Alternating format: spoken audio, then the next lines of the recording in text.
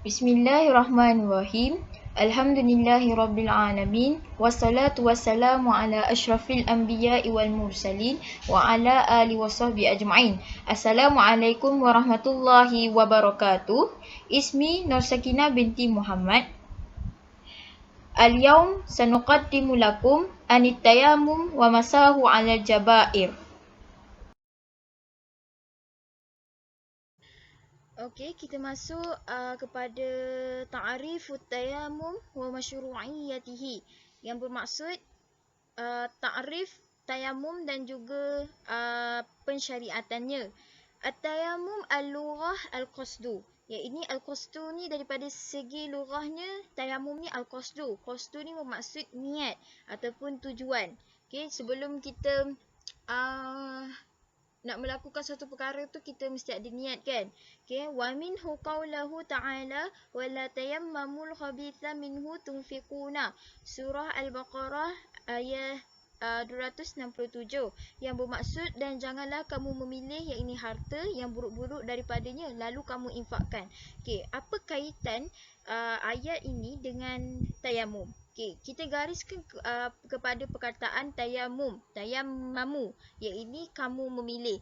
Okey, kamu memilih ni bermaksud dalam konsep tayamum, sekiranya kita tak menjumpai air, maka kita ni diberi pilihan. Diberi pilihan untuk kita nak menggantikan wuduk itu kepada tayamum. Contoh, kalau kita sakit pun lalu sakit kita tu kena pada anggota-anggota yang tak boleh kena air, maka kita boleh tukarkannya kepada tayamum. Okey, itu apa yang daripada segi kefahaman saya. Okey, yang seterusnya wa syar'an arafu al-fuqaha bi ibarati mutaqaribatu, yang bermaksud diketahui fuqaha dari segi saling mendekati. Saling mendekati bermaksud setiap perkara tu dia saling mendekati antara satu sama lain. Maksudnya macam niat ini, dia kalau sebelum kita nak buat sesuatu perkara tu kita perlukan niat. Jadi niat ni sangat berkait antara perbuatan yang kita nak buat. Seterusnya kita masuk kepada apa yang dikatakan empat mazhab ni tentang ta'rifut tayammum. Yang pertama kita masuk kepada faqala Hanafiyah. Ini mashul wajhi wal yadaini an sa'ida mathhur, yang bermaksud sapu muka dan kedua tangan dengan debu yang suci bersih. Ini kita maksud kat sini anggota tayamum yang digunakan adalah muka dan juga kedua belah tangan sahaja. Jadi kita perlu mencari debu tanah yang suci untuk kita nak buat tayamum. Itu menurut Hanafiyah.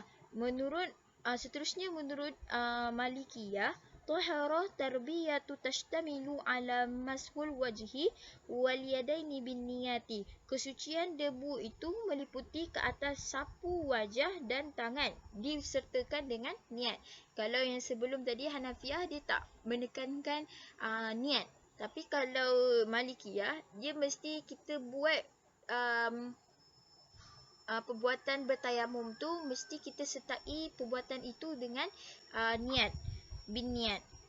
Seterusnya waqala Syafi'iyah isalu turabu ilal wajhi wal yadaini badlan anil wudu'i au khasli au udwi minhuma bisyara'iti makhsusati. Bermaksud tanda kita nak menerima debu kepada wajah dan kedua tangan kita ni ialah sebagai pengganti kepada wuduk, membasuh iaitu anggota daripadanya dengan disyaratkan dengan syarat yang khusus. Okey, maksud kat sini kita nak mestilah kita guna debu untuk kita nak untuk kita nak sapu muka dan juga kedua belah tangan kita ni. Apa fungsi kedua belah apa fungsi tayamum ni? Sebagai nak mengganti kepada wuduk, basuhan ataupun mandi wajib dengan anggota daripadanya, yakni anggota wajah dan juga kedua tangan dengan syarat-syarat yang khusus lah. Maksudnya syarat yang khusus tu, kalau muka macam mana syarat dia untuk kita nak basuh, kalau tangan apa syarat dia untuk kita nak basuh, macam mana cara dia. Okey, seterusnya waqala al-hanabilah mashul wajhi wal yadaini biturabi tuhuri ala wajhi makhsusun. Yang ini menurut pendapat Hanabilah, menyapu wajah dan kedua tangan ni dengan debu yang bersih ke atas permukaan yang khusus. Ke atas permukaan yang khusus ni, kalau contoh muka. Muka bukan je kita sapu hidung saja. Okay? Muka ni kita sapu semua yang ada kat muka ni. Mata ni pun mesti kena. Pipi kita. Kalau tangan, sampailah ke kita punya siku. Okay? Jari-jari kita ni pun kena juga. Macam tu. So dia ada permukaan yang khusus dia. Tak boleh kita contohnya nak kedua belah tangan, kita sapu tu tak sampai pusiku. Itu tak memenuhi lah kehendak yang disyariatkan dalam kita nak bertayamum. Hal tayamum linnafli yajizu salatul fardi, iaitu adakah tayamum untuk solat sunat sah digunakan untuk solat fardu. Okey, baik dah. Mengikut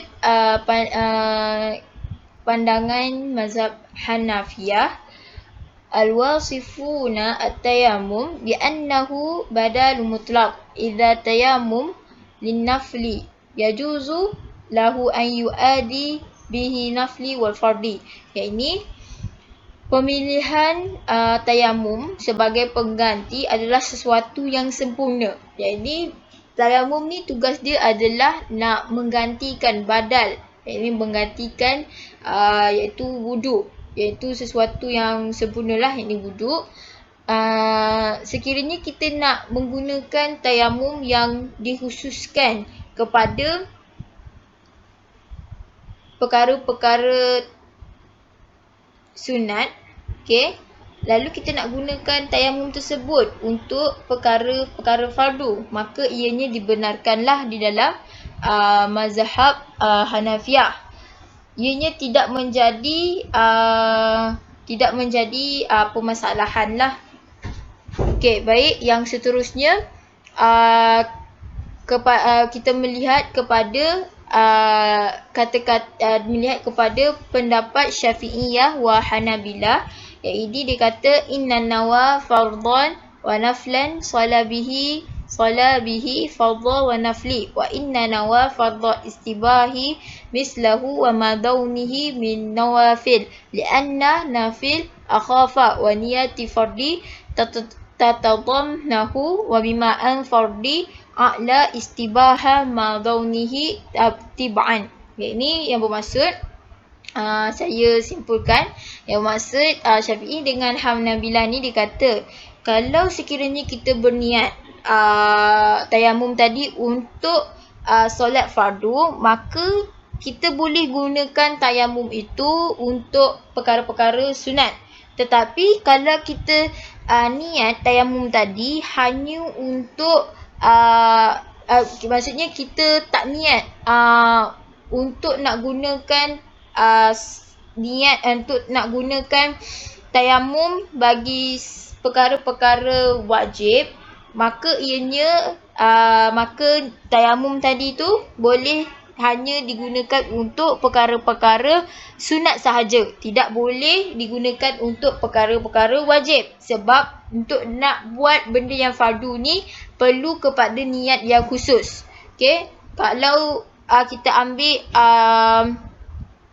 tayamum tu untuk nak buat perkara-perkara sunat, contoh nak baca Quran ke, nak tawaf ke, lalu kita nak gunakan ianya ke dalam solat fardu, maka ianya tidak dibenarkanlah menurut mazhab Syafi'i dan Hanabilah.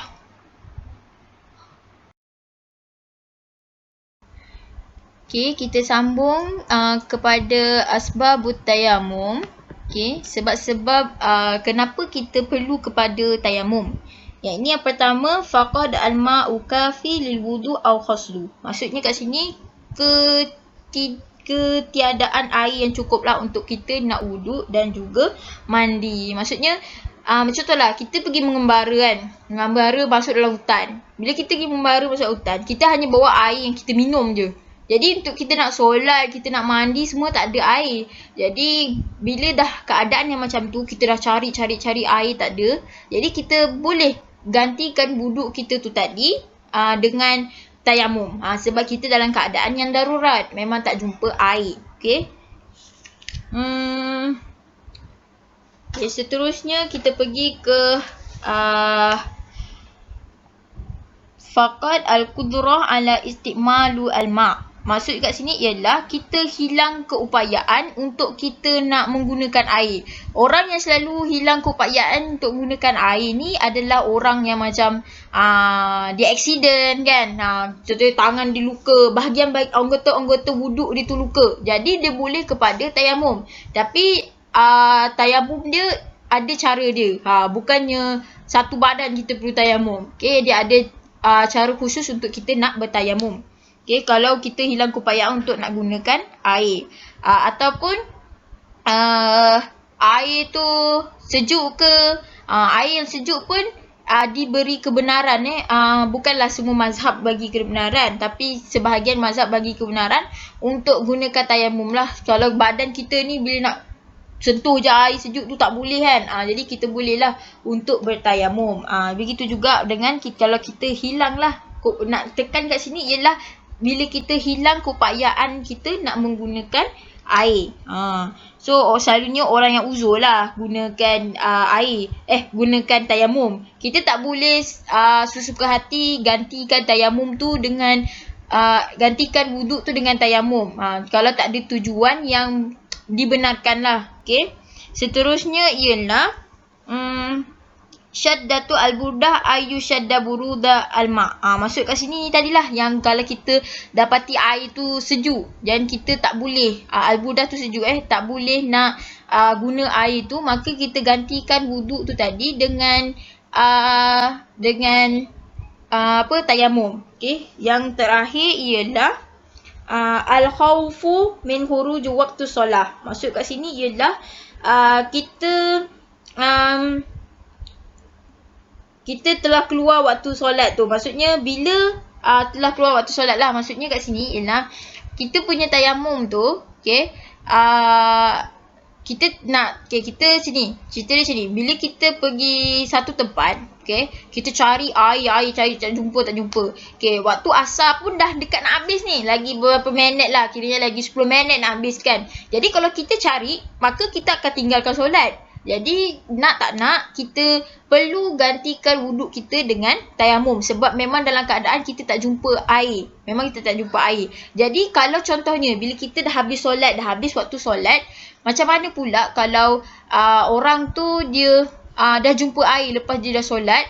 Okey, ni persoalan ni saya akan jawab sekejap lagi. Bila macam mana kalau kita dah solat kan dengan gunakan tayamum sebab kita tak jumpa air. Tapi bila kita dah habis solat, dah waktu solat pun dah habis, perlu ke kita gantikan balik kita punya solat yang kita gunakan tayamum? Okey, nanti saya bagi tahu.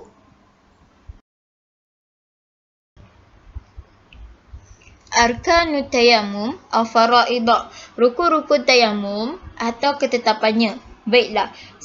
Sebelum kita melihat kepada rukun-rukun tayamum, adalah lebih baik sekiranya kita melihat apakah syarat-syarat sebelum kita bertayamum. Pertama, kita perlu menyediakan debu tanah yang suci, di mana debu tanah itu tidak bercampur dengan najis. Yang kedua, sekiranya kita ini berpegang kepada mazhab Imam Syafi'i, kita perlu bertayamum ketika ataupun sudahnya masuk waktu solat. Okay, kita tak boleh bertayamum luar daripada waktu solat. Manakala sekiranya kita berpegang kepada mazhab Imam Hanafi, kita perlu bertayamum sebelum masuknya waktu solat. Okay, kita pergi kepada rukun-rukun tayamum. Yang pertama, an-niyatu inda mashu wajhi, iaitu niat ketika menyapu wajah. Okay. Sebelum kita nak niat dan sebelum kita nak sapu debu tanah itu kepada wajah kita, kepada muka kita, adalah yang pertama kita perlu tepuk dua tapak tangan kita ini pada debu tanah sebanyak sekali. Tak perlu kita ulang 2-3 kali. Lalu kita berniat. Nawaitu tayammum li istibahati salati lillahi ta'ala. Lalu kita memindahkan debu tanah tadi sehingga menyentuh sebahagian muka kita ini. Okey. Namun diingatkan, mengikut mazhab Syafi'i, jika kita tak niatkan dalam niat kita itu fardu untuk nak menunaikan ibadah-ibadah fardu, maka ianya tak boleh digunakan untuk solat fardu. Akan tetapi kita masih boleh gunakan tayamum yang tak ada kita nyatakan fardu tadi. Kita boleh gunakan dalam perkara-perkara ataupun ibadah-ibadah sunat yang lain. Tapi kalau menurut mazhab Hanafi, kita tak ada masalah lah dalam bab bab niat ini. Okey, baik, kita masuk yang kedua, mashu wajhu wal yadaini ma isti'abun. Yang ini menyapu wajah dengan tangan, menyapu wajah dengan kedua-dua belah tangan dengan meliputi seluruh anggota tayamum. Okey. Selepas kita dah menyapu kita punya muka tadi, okey, adalah kita ni membuang saki-baki debu tadi, debu yang ada di tapak tangan kita ni, lalu kita ambil yang baru. Okey, kita tekap yang baru. Okey. Lalu kita pun sapu debu tanah itu di tapak tangan kiri, dengan menggunakan tapak tangan kiri ni kita sapu ke tangan kanan sehingga meliputi siku, dan kita ulangi juga untuk di sebelah kiri. Okey. Kalau menurut mazhab Syafi'i, ianya adalah sunat untuk nak menyelati kita punya jari jemari ni. Tapi kalau menurut mazhab Hanafi, ianya adalah wajib. Wajib untuk kita nak selat jari-jari kita ni ketika kita menyapu kita punya tangan. Okey, kedua-dua tangan ini. Okey. Kalau satu tayamum ni, kalau mengikut mazhab Syafi'i, satu tayamum ni hanya boleh digunakan untuk solat fardu. Namun kita boleh gunakan tayamum itu tadi untuk melakukan berapa banyak sekalipun ibadah sunat yang lain. Tapi kalau mengikut mazhab Hanafi, okey, satu tayamum ni boleh digunakan seberapa banyak solat fardu, solat dan ibadah yang lain selagi ia tak terbatal. Contohnya kita ambil tayamum lalu kita pun terkentut, maka terbatal lah, tak bolehlah kita buat solat fardu ataupun solat-solat yang lain. Tapi kalau kita selagi tu tak terbatal, tak terkentut, tak keluar sesuatu daripada kita punya kubur dan dubur kita ni, maka kita boleh gunakan solat fardu, boleh gunakan satu tayamum tu untuk berapa banyak sekalipun solat fardu, berapa banyak sekalipun solat-solat sunat. Itu menurut mazhab Hanafi. Okey. Dan yang terakhir ialah at-tartibu fardu inda Syafi'i wa inda Hanabilah fi khairi hadathul akbar. Yang ini kalau mengikut di sisi Syafi'i, yang ini mazhab Syafi'i, tertib ini adalah fardu. Maksudnya perlu mengikut urutan lah. Pertama niat, kedua kita pun menyapu wajah kita, ketiga kita menyapu kedua belah tangan kita, mulai dengan kanan, akhir dengan kiri. Tapi kalau mengikut Imam mazhab Hanabilah, okey, di sini Hanabilah, sekiranya kita ni tidak berada dalam keadaan hadas besar, okey, sekiranya kita ni tak berada dalam keadaan hadas besar, maka tidak perlulah kita mengikut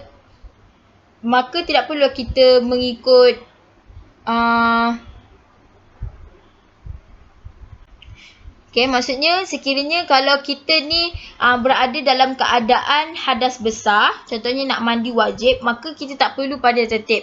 Tapi kalau kita ni tak berada dalam keadaan hadas besar, contohnya nak solat fardu, maka kita perlu kepada tertib. Okey. Okey, seterusnya kita pergi kepada kaifiyatut tayammum yang bermaksud kelebihan bertayamum. Okey. Kelebihan bertayamum ni di dalam pembelajaran kita ni ada dua pandangan. Iaitu yang pertama ra'awul malikiyah wal hanabilah wa ra'awul hanafiyah wa syafi'iyah. Okey. Ra'awul malikiyah wal hanabilah at-tayammum darabtu wahidun lil wajhi wal yadaini. Okey.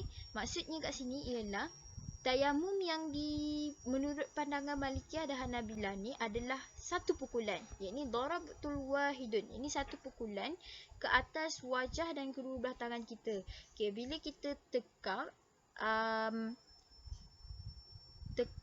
ke permukaan debu yang suci, maka kita satu pukulan saja. Jadi kita sapu muka, okey. Sapu juga dalam masa yang sama, guna juga debu yang sama tadi, sapu kepada kedua belah tangan kita.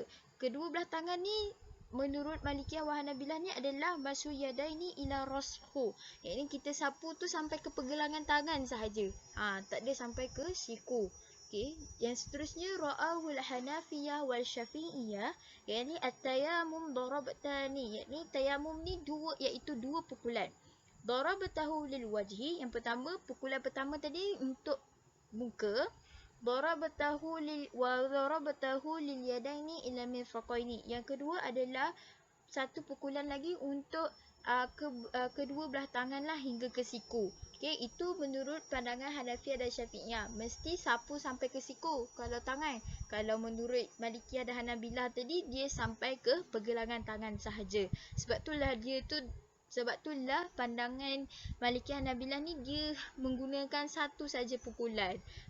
Kalaulah Hanafiyah Syafi'ah ni dia menggunakan satu pukulan untuk nak sapu sampai ke siku, maka jawabnya tak cukup lah debu tanda air suci tu. Sebab kita dah guna untuk muka, lepas tu kita dah guna untuk tangan ni kan, jauh, dia punya perjalanan tu jauh kan untuk nak selesaikan. Kalau Malikiyah Hanabilah ni, kalau ikut logiknya memang dibenarkanlah, dibolehkanlah sebab pergelangan tangan je. So perjalanan nak sapu tu pendek saja. So cukuplah dengan kita satu saja pukulan di atas debu tanah yang suci. Okey, baiklah. Kita masuk kepada bab seterusnya, iaitu makruhatut tayammum. Perkara-perkara yang menyebabkan tayamum kita jatuh kepada hukum makruh. Okey, kita tengok kepada Hanabilah, Imam Hanabilah. Yang pertama dia kata yakrahu tikrarul mashu. Yang ini tidak perlu kita mengulangi sapuan. Cukup sekali sahaja. Tak perlu kita 2-3 kali nak buat sapuan ke atas muka dan kedua belah tangan kita. Yang kedua, idkhalut turab fil fami wal anfi. Yang ini memasukkan debu ke dalam mulut dan juga telinga. Okey, elakkan daripada kita masukkan sesuatu ke dalam rongga-rongga terbuka. Okey, itu menurut pandangan Hanabilah. Sebab mungkin debu tu kita tak tahu. Memang daripada luaran dia suci, tapi kita tak tahu mungkin ada sesuatu yang boleh merosakkan organ dalaman kita ke, okay? Menyebabkan kita sakit ke. Jadi perlu elakkan. Yang ketiga, ad-darabu aktsaru min mirrataini. Yang ini pukulan lebih daripada 2 kali. Okay, tak perlu kalau Hanabilah dia tak perlu lebih 2 kali. Memadai 2 kali saja, tak perlu lebih sampai 3-4 kali. Okay. Yang seterusnya nafakhut turab in kana khafifan. Yang ini meniup debu untuk nak ringankan ataupun mengurangi debu kat kita punya tapak tangan. Sebelum kita nak sapu muka ke, okay, nak sapu tangan kita ke. Jadi benda tu makruh, tak perlu kita tiup debu tersebut. Okay, kita masuk kepada pandangan Imam Syafi'i pula, iaitu yakrahu takthirut turab. Yang ini menggunakan debu yang terlalu banyak. Yang tadi tak perlu kita kurangkan debu tu. Kalau terbanyak debu tu tadi, kalau menurut Imam Hanabilah, biarkan saja. Tapi kalau Imam Syafi'i, kita perlu tepis debu tu, nipiskan debu tu, okey, supaya tak adalah kita sapu tu setepek macam pakai bedak kan, tebal, macam pakai makeup tebal. Okey, tak adalah macam tu. So yang seterusnya, tikrarul mashu, yakni mengulangi sapuan debu ke anggota tayamum sedangkan telah memadai sekali je sapuan. Tak perlu kita buat macam kita ambil wuduk sampai 2-3 kali, tak perlu. Cukup sekali saja sapuan, okey, untuk tayamum. Seterusnya, tajdidut tayamum walau ba'da fi'li solah, yakni memperbaharui tayamum walaupun selepas perbuatan solat. Okey, maksudnya kita baharui wuduk kita. Cukuplah kita baharui, contohlah kalau kita yang ni dia nak fokus kepada kalau kita buat perbuatan sunat, kan, tak perlu kita nak perbaharui tayamum kita. Boleh guna lagi tayamum tu untuk perkara-perkara sunat yang lain. Tapi kalau contohnya untuk nak solat fardu, kan, kalau kita dah ambil tayamum ketika solat zuhur tadi, lepas tu tayamum kita ni kiranya tak batal lah sebab kita tak kentut ke, tak buat perkara-perkara yang membatalkan tayamum. Lepas tu kita nak guna tayamum tu untuk solat asar, tak boleh. Sebab tayamum memang dikhususkan satu tayamum untuk satu solat fardu. Okay? Yang nak dikatakan dalam ni adalah untuk kalau perkara-perkara sunat tu tak perlulah kita ulangi benda tu sebab dia akan jadi makruh lah.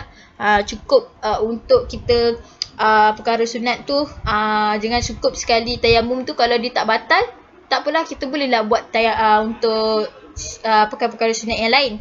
Okay, poin yang seterusnya, wa nafdul yadaini ba'da tamamut tayamum. Jadi kita mengibas kedua-dua tangan kita selepas tayamum. Tak perlu, biar je tangan kita ni ada debu-debu, muka kita ni ada debu. Tak perlu nak sapu-sapu, nak kibas-kibas, tak perlu. Okay.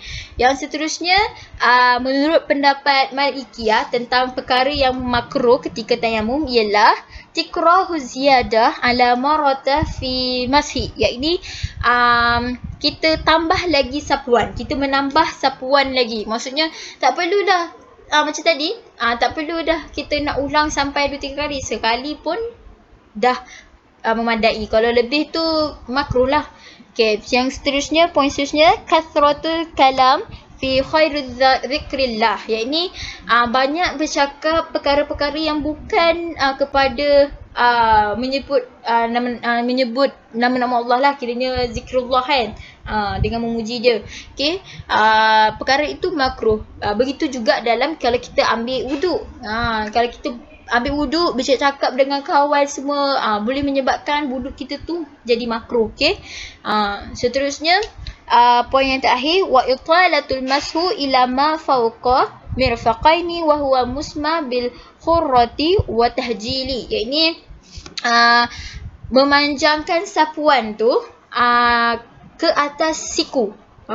Sebab kalau ikut Malikiyah, memadai sampai siku je, tak perlu nak lebih-lebih sampai ke ketiak, tak perlu. Cukuplah sampai ke siku sahaja, jangan kurang pula. Sebab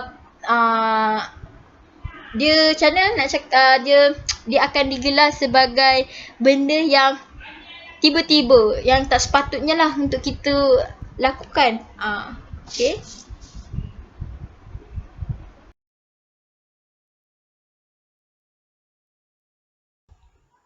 Okey, kita masuk kepada perkara yang seterusnya, iaitu nawaqidut tayamum au mubtalatuhu, iaitu yang bermaksud perkara-perkara yang membatalkan tayamum dan juga perkara yang bertentangan dengan tayamum. Yang pertama, kullama yanqidul wudu'i wal khaslu yanqidut tayamum li'annahu badlu anhuma, yang bermaksud semua perkara yang membatalkan wuduk akan membatalkan tayamum.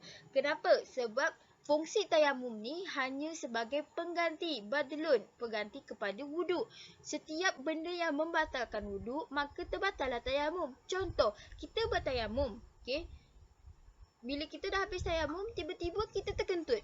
Okey, maka jawapannya kita perlu ulang tayamum sebab terkentut adalah perkara yang termasuk dalam perkara yang membatalkan wuduk. Begitu juga dengan tayamum. Okey. Seterusnya, zawalul azru mubihu lahu kadhabu udu'u wal marbu wal barbu wujudu al-ala nazahul ma'u. Yakni hilangnya keuzuran yang membolehkan kita menggunakan kepada air, iaitu contohnya kita hilangnya keadaan sakit tu. Maksudnya bila kita aksiden kan, kita luka-luka anggota tangan kita.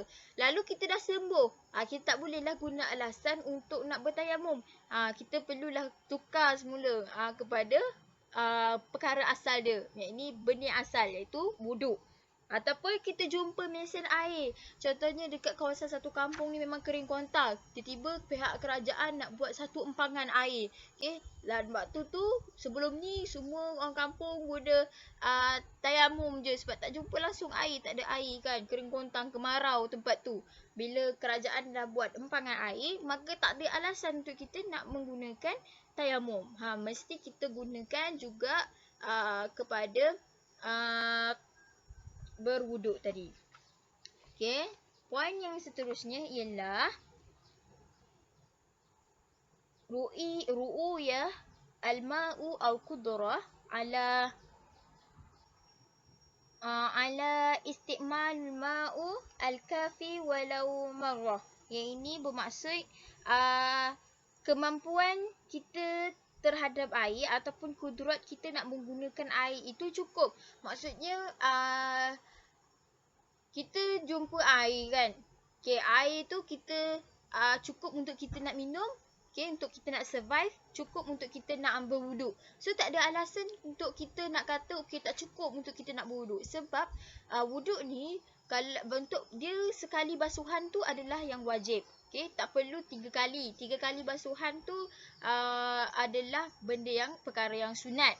Jadi lepaskan, maksudnya kita melepasi benda yang wajib tu pun dah memadai. Sekali basuhan pun dah memadai. Okay, tengok kepada air itulah. Air ataupun kemampuan kita lah untuk menggunakan air tu. Maksudnya kita tak ada sakit dan tak ada alasan untuk kita nak bertayamum, maka perlulah kepada berwuduk. Okay. Seterusnya yang keempat, hurujul waktu. Hurujul waktu, iaitu waktu telah habis. Okay, waktunya dan menurut Imam Hanabilah, dalam pertengahan kita nak solat, kita hendaklah menggunakan tayamum. Batal kalau tiba-tiba ada air, perlu kita solat balik. Contohnya, kita tengah solat kan. Tengah dalam solat. Lepas tu waktu solat tu panjang. Okay, waktu solat tu panjang. Tiba-tiba, waktu kita tengah solat menggunakan tayamum tu, tiba-tiba kita dengar dalam bilik air. Keluar bunyi air. Mencegah. Jadi kita perlulah berhentikan solat kita dan ambil wuduk lah macam biasa. Sebab dia tak ada keperluan pun untuk kita nak bertayamum. Sebab kita dah ada air, dah jumpa air. Okay? Tak ada alasan untuk kata tadi tak ada air lah. Wah, dah ada air dah waktu kita dalam pertengahan sembahyang tu. Maka kita perlu berhenti solat. Itu kalau menurut Imam Hanbali. Dia sangat mementingkan inilah wuduk. Sebab tayamum ni sebagai pengganti je. Dia tak ada melebihi tugasan dia berbanding dengan wuduk. Dia tak boleh. Sebab dia kiranya macam sebagai cerminan sahaja. Okay. Yang seterusnya, yang terakhir ialah ar-riddah. Iaitu murtad. Murtad ni kita tak perlu nak bahas lagi. Okay. Murtad ni memang dah automatik terbatal lah semua perkara tu. Okay, terbatal lah semua perkara tu. Jadi kita kalau contohlah kita dah bertayamum semua kan. tiba-tiba kita membuat sesuatu yang luar jangkaan, menyebabkan kita jadi murtad kan. Murtad ni dia ada macam-macam jenis. Contohnya kita murtad dari segi perkataan, kita tak mengakui yang adanya Tuhan dan sebagainya, kita mengingkari segala yang disuruhnya, maka boleh berlakunya murtad. Maka terbatallah kita punya tayamum tadi, terbatallah wuduk kita semua. Dah tak terkira dah, bukan setakat terbatal wuduk tayamum kan. Semua segala perkara yang berkenaan dengan ibadah. Okey.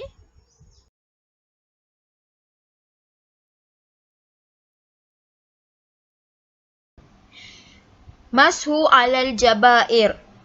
Sapuan ke atas balutan. Makna jabair, jabirah wal jababirah khashbu au qasbu yaswa wa yashuddu ala mawdi'in kasri au khal'i liyanjibri.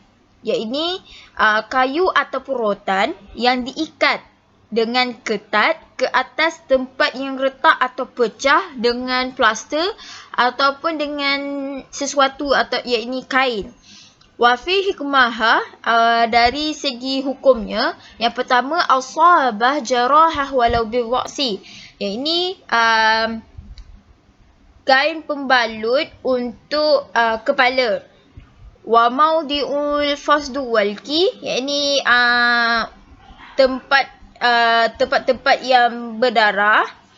Okey, wa kharqah qarrah, iaitu dengan menggunakan kain perca, wa nahnu dzalik dan sebagainya. Qala Ibnu Jazi Maliki hiya allati tashdu ala jarahi wal qarhu wal fasadah.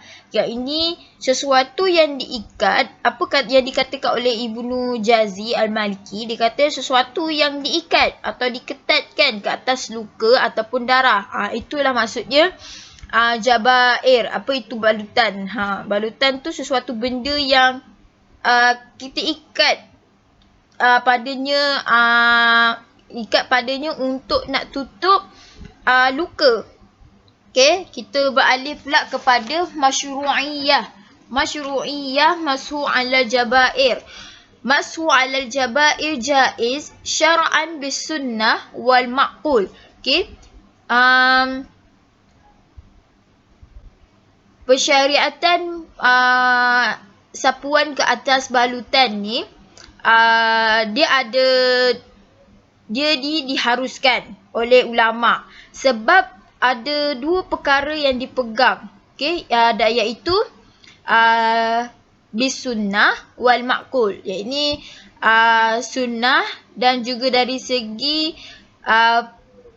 dari segi perkara yang boleh difikirkan oleh akal, iaitu maqul. Okey, daripada segi sunnah, amma sunnah hadis Ali bin Abi Talib an kasarat ihda zindi fasalat linabiyyi fa'amrani an amsahu 'alal jabair. Dari segi sunnah, hadis Ali bin Abi Talib ni, hadis yang diriwayatkan oleh Ali bin Abi Talib ni, dia berkata pergelangan dia ketika itu patah. Kemudian dia berjumpa dengan Rasulullah. Lalu Rasulullah pun cakap, lalu Rasulullah pun bersabda, cukuplah hanya sapu ke atas balutan yang tangan dipatah tadi. Okey, yang kedua amal maqula fahuwa anil hajah tad'u ila al-masu 'ala al-jabair li'anna fi naz'iha harajan wa dararan.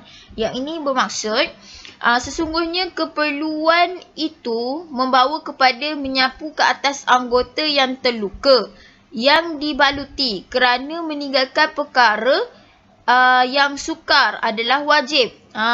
Maksudnya perkara yang berlakunya kemudaratan. Yang ini berlaku kemudaratan kepada anggota tangan kita. Jadi kita hanya perlukan sapuan sahaja. Tak perlulah kita, kalau contohnya luka kat tangan, kita tak boleh kena air. Kita paksa juga kenakan dia air dekat tangan tu, tangan yang luka tu, tak boleh. Okay? Kita patutnya kena elak kemudaratan. Jadi kita gantikan dengan sapuan. Yang ini dengan bertayamum lah. Okay. Hukmu hal mashu 'alal jabirah wajib am sunnah. Hukum menyapu ke atas balutan, adakah ianya wajib ataupun sunnah? Qala Abu Hanifah wa sahibahu. Berkata Abu Hanifah dan dua orang sahabatnya. Al-mashu 'ala jabair wajib wa laisa bifardhi. Yani dia kata hukum menyapu ke atas balutan itu adalah wajib dan ianya tidak menjadi kefarduan. Lakinna qala Abu Hanifah wa idza kana al-mashu 'ala jabirah yadrahu saqatu anhu masuli anna khaslu yasqatu bil uzri fal mashu aula. Yani dia kata akan tetapi Abu Hanifah ni dia meletakkan satu persyariatan di mana dia mensyaratkan ialah kalau sekiranya menyapu di atas balutan dia menyapu ke atas anggota yang dibaluti itu memudaratkan, maka tergugurlah hukum sapuan itu. Lianna sebab hukum mandi itu digugurkan disebabkan adanya keuzuran. Fal masu aula. Jadi menyapu tu sebenarnya adalah lebih baik. Tapi kalau sekiranya ada kemudaratan lebih daripada kalau mudarat tu lebih kalau kita sapu tu lagi mudarat, maka akan digantikan dengan perkara yang lain. Okey. Kenapa Abu Hanifah dan sahabatnya menyatakan wajib masuk ala jabair? Sebab dia kata wajib, dia bukannya fardu, sebab wajib hukumnya wajib disebabkan oleh perkara ini disokong oleh dalil yang zanni. Manakala kalau kenapa dia tak kata fardu? Sebab fardu ni dia memerlukan dalil qat'i yang menyokong dia. Jadi sebab Abu Hanifah dia membezakan antara fardu dan juga wajib. Maka sebab itulah dia kata hukum menyapu jabirah ni adalah wajib, bukannya fardu. Okey, kita pergi ke pendapat ataupun pendapat yang dikeluarkanlah oleh jumhur pula. Apa yang dikatakan oleh jumhur? Jumhur ni selain daripada Abu Hanifah lah, iaitu Malikiyah, Syafi'iyah wa Hanabilah. Okey, wa qala jumhur masu 'ala jabair ma'i wal wajib ayu fardhi istimala lil ma'i ma amkanu wa qiyasan 'ala al khafina yajma'u darurah wa bi tariqi aula. Iaitu menyapu atas anggota balutan dengan air itu wajib, iaitu wajib dengan fardu di sisi jumhur ni adalah sama sahaja. Dengan dia menggunakan jenis air sekadar apa sahaja yang termampu, maka dia mengambil hukum kias kepada khuf, sapuan ke atas khuf dengan semua perkara darurah dan dengan menggunakan jalan yang lebih aula lah, lebih baik. Jadi sapu ke atas jabair tu dengan air adalah wajib. Wajib fardu sama je. Okey. Jadi kita gunakan jenis air tu sekadar yang termampu je. Kalau contohlah luka tu memang luka besar, jadi tak payahlah kenakan air situ, gantikanlah kepada sapuan sapuan bertayamum kan. Tapi kalau sekiranya luka tu boleh je kena air kan, tapi dia luka, kita sapulah air tu tak sampai mudarat kan, tak sampai gosok betul-betul kan, kita sapu saja. Kita macam sapu je sikit dekat kita punya luka tu. Kalau nak menggunakan air, itu adalah pendapat jumhur lah, iaitu Malikiyah, Syafi'iyah dan Hanabilah. Hal yajma'u bainal mashi 'alal jabirah wal tayammum? Adakah dihimpunkan di antara sapu ke atas balutan dan bertayamum? Baiklah, kita masuk kepada yara al-Hanafiyah wal Malikiyah. pendapat ataupun pandangan Hanafiyah dan Malikiyah tentang penghimpunan di antara sapu ke atas balutan dan juga bertayamum.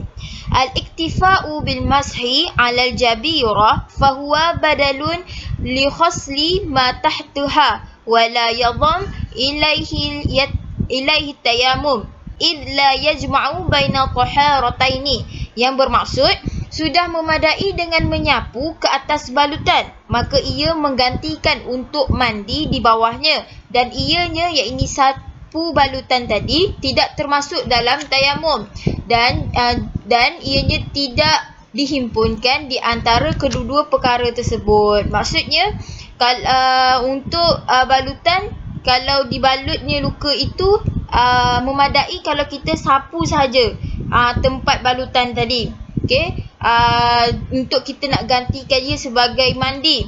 Tidak perlulah kita bertayamum seluruhnya. Hanya sapu saja di tempat yang luka tadi. Maksudnya dia tak menghimpunkan antara sapu ke atas balutan dan juga bertayamum.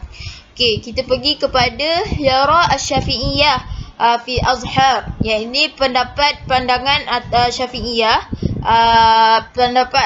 pandangan Syafi'iyah.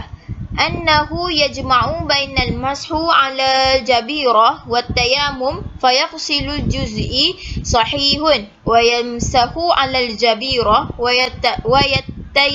yatayammamu wajuban. Yakni sesungguhnya dihimpunkan antara sapu ke atas balutan dan tayamum. Okey, dia himpunkan. Kalau Hanafiyah dan Malikiyah dia tak himpunkan. Maksudnya sapu balutan lain, tayamum lain. Yang Syafi'iyah dia himpunkan antara sapu ke atas balutan dan juga bertayamum. Maka mandi sebahagian yang anggota yang sihat dan sapu ke atas balutan, dan bertayamum itu adalah wajib.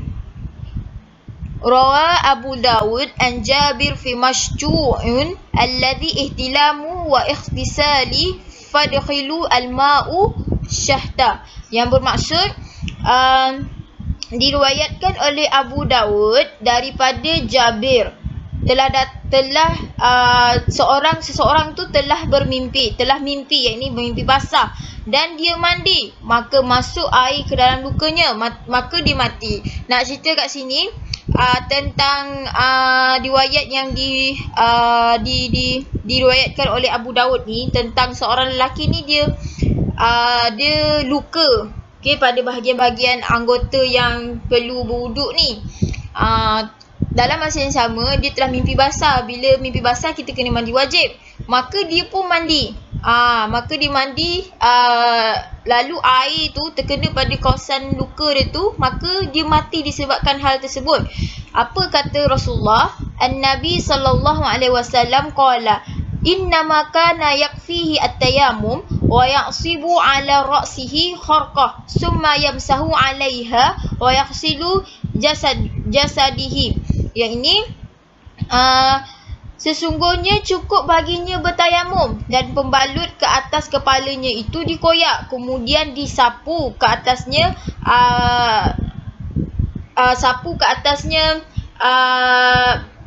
sapuan ke atas luka tu tadi, dan dimandikan jasad dia.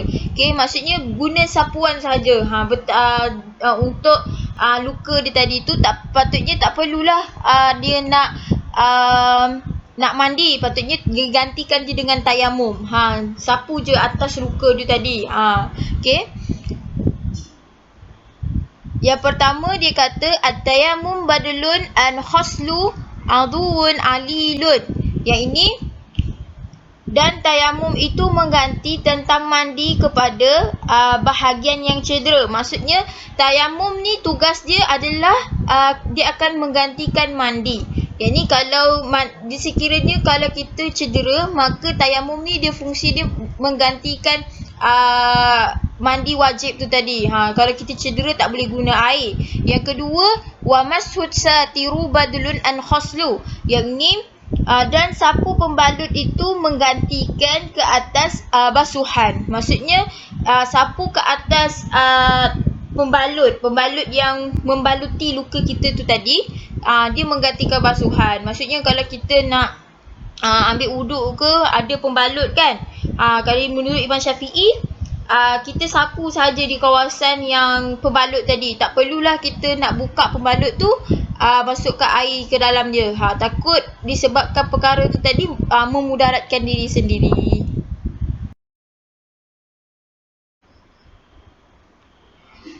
Okey, baiklah. Untuk persoalan yang saya bagi sebentar tadi berkenaan tentang bagaimana kalau seseorang itu dia dah solat dengan dia menggunakan tayamum sebab tidak menjumpai air. Dalam ketika dia tengah solat tu, kemudian dia mendapati air. Okey, baik. Waktu dia tengah solat, walaupun dia dalam pertengahan dalam solatnya, tiba-tiba adanya bekalan air datang balik, sumber air kembali pulih, dia boleh meneruskan solatnya tadi tanpa nak berhentikan solat itu. Maka solat itu sah dan dia tak perlu ulangi solat tersebut. Sebagaimana yang dikatakan melalui hadis dari Abu Sa'id Al-Khudri, dia berkata, ada dua orang lelaki-lelaki ini, dia keluar dalam satu safar, yang ni dalam satu perjalanan lah. Kemudian tiba waktu solat, sedang tidak ada air bersama mereka berdua. Waktu dia tengah berjalan tu, dia orang tak bawa air sama-sama dengan diorang. Okay? Lalu keduanya tadi bertayamumlah dengan tanah yang suci sekaligus dia solat. Tak lama kemudian, bila diorang dah habis solat, masih lagi dalam waktu solat tu, keduanya pun menjumpai air. Dia dah jumpa air. Maka seorang yang tadi, yang kan dia dua orang kan, yang seorang tu dia ulangi solat.